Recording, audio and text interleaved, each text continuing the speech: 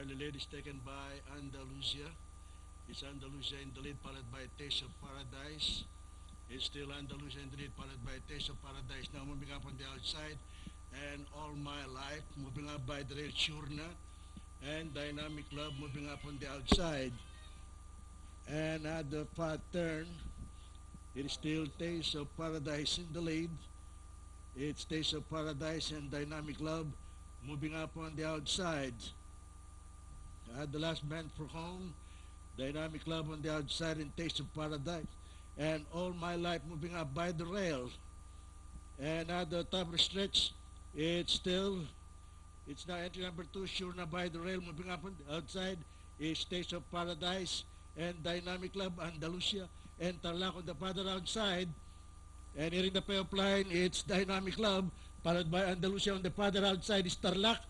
And finally, at the payoff line, it's a close finish between Andalusia, Tarlac,